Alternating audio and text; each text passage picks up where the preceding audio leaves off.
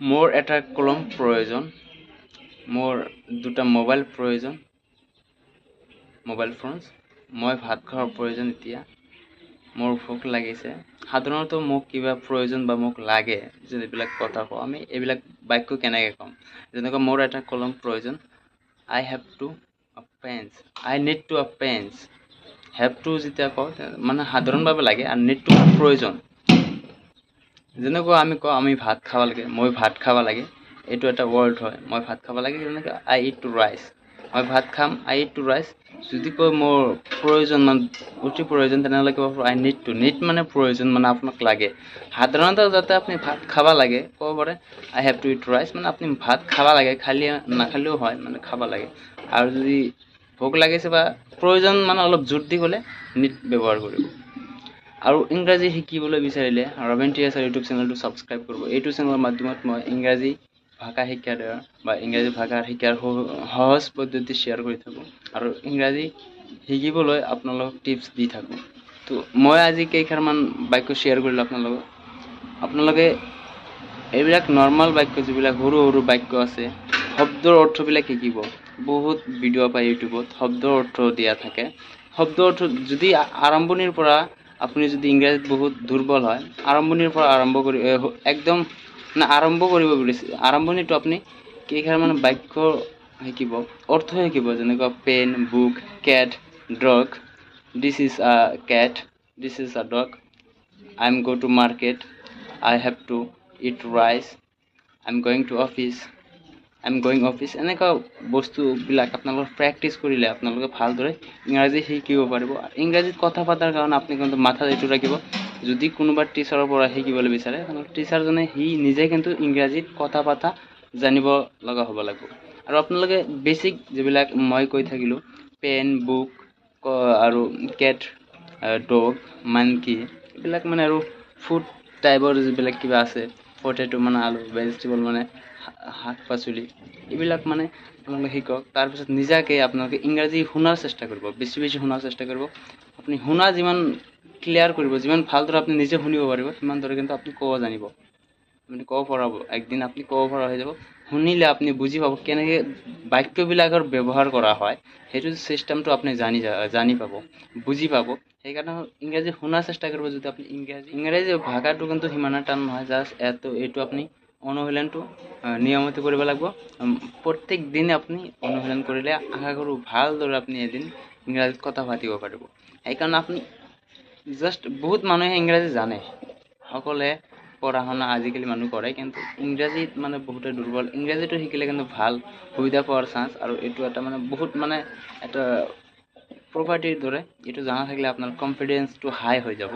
আৰু ইংৰাজী অতি প্ৰয়োজন আজিকালি যিকোনো বস্তুত ইংৰাজী। যদি আপুনি ক'ৰবাত কাম কৰি থাকে বা জব কৰি থাকে তাতে কিন্তু ইংৰাজীটো এপ্লাই কৰাই হয়, ইংৰাজীত কিবা না কিবা কৰিব লগা হয়। যদি আপুনি ইংৰাজীত স্পিকিং জানে অলপ বহুত সুবিধাজনক হ'ব। বহুত মানে এটা গৱেষণাটো দেখা গৈছে যিবিলাক মানুহ ইংৰাজীত ভাল হয় তেওঁলোকৰ জব বা যিকোনো বিজনেছ কৰাৰ ক্ষেত্ৰত তেওঁলোকক 80% চান্স বেছি থাকে। এইটো এটা মানে বহুত ভাল ধৰণৰ এটা মানে সুবিধা আৰু কি ইংৰাজী শিকি, কাৰণ এইটো সময়ত বিশ্বত মানে সকলো মানুহে ইংৰাজীত কথা পাতিব জানে। যিকোনো দেশৰ মানুহে মানে ইংলিছটো মানে ইণ্টাৰনেশ্যনেল এটা মানে লেংগুৱেজ। এইটো শিকিলে বহুতো মানে ভাল এটা কিবা অনুশীলন কৰিব পাৰে। চেল্ফ ইন্ট্ৰডাকশ্যন বাক্য আছে যেনেকুৱা how are you, I am fine, what is your name, my name is Robin. এইবিলাক একদম মানে বেছিক বাক্য বুলি কিন্তু আপুনি অৱহেলা নকৰিব। যে হাউ আৰ ইউ সকলোৱে জানে কেনে আছা, আই এম ফাইন কৈ দিলে সকলোৱে জানে, what is your name, my name is Robin এনেকৈ ক'লে কিন্তু এইটো কৈ আপোনাৰ মুখৰ স্পীডটো বঢ়াই দিব। তেনে আপুনি ইয়াৰ পিছত আৰু অলপ টানলৈ যাব, মানে এটা চিৰিয়েল বাই ওপৰলৈ উঠি যাব, যিটো মানে ফ্লেক্সুৱেট কৰিব নালাগে। যদি আপুনি ফ্লেক্সুৱেট কৰে ফ্লেক্সুৱেট মানে ওপৰত আৰু নিচত তলত, যেনেকুৱা আপুনি কিবা এটা 2 দিন 10 মিনিট 1 ঘণ্টা প্ৰেক্টিচ কৰিলে মানে এডভান্স লেভেলৰ ইংলিছ, তাৰপিছত আপোনাৰ মন নালাগিব, কাৰণ বুজি নোপোৱা হ'ব তাৰ পিছৰবিলাক। সেইকাৰণে চেল্ফ ইন্ট্ৰডাকশ্যন মানে নিজৰ বিষয়ে কিবা ক'ব জানক, এইটো আপোনাৰ কমিউনিকেশ্যন স্কিলটো হাই কৰিব। আৰু বেছিক বাক্যবিলাক শিকক। দিনটোত কি কাম কৰিলে, যেনেকুৱা in the morning I am toothbrush, and ভুল হৈ যাওক কোনো কথা নাই, mistake wrong no problem, just practice spoken English for your speed your mouth. মানে কথা ইংৰাজী দক্ষতা বঢ়াবৰ কাৰণে, মুখৰ জড়তাটো বঢ়াবৰ কাৰণে আপুনি প্ৰেক্টিচ কৰিব পাৰে। In the morning I am toothbrush my hand and face clean, washing my clothes and cooking. My mom cooking and I am eating rice. যদি পুৱাই যদি ৰুটি খাই থাকে তেনেহ'লে ক'ব I am eating bread in the morning. মই ৰাতিপুৱা ৰুটি খাইছোঁ। যদি পুৱাই আপুনি চাহ খাই থাকে তেনেহ'লে ক'ব in the morning I take tea. ক'ব পাৰে I take tea মানে গ্ৰহণ কৰাৰ দৰে হয় চাহ খোৱাটো। সাধাৰণতে আমি পানী খোৱা বা যিবিলাক লিকুইড পানীয় বস্তুবিলাক খাওঁতে আমি ইয়াতে পান কৰি খাওঁ, সেইকাৰণে আমি এইটো খাওঁ বুলি নকওঁ, সেইকাৰণে ড্ৰিংক। তো ড্ৰিংকটো গ্ৰামাটিকেল অলপ মানে সেয়া হৈ যায়, সেইকাৰণে বহুতে এইটো টেক, যেনেকৈ আই টেক টি, আই টেক কফি এনেকৈ কয়। আপুনি টেক ব্যৱহাৰ কৰিব পাৰে, টেকটো মোৰ মতে ভাল হয়, আপুনি এইবিলাক ব্যৱহাৰ কৰিব পাৰে। আৰু দিনটো কি কৰিলে I eat lunch বা I'm lunch after I'm something time relax and study reading book এনেকৈ ক'ব পাৰে। মিষ্টেক হৈ যাক নো প্ৰব্লেম।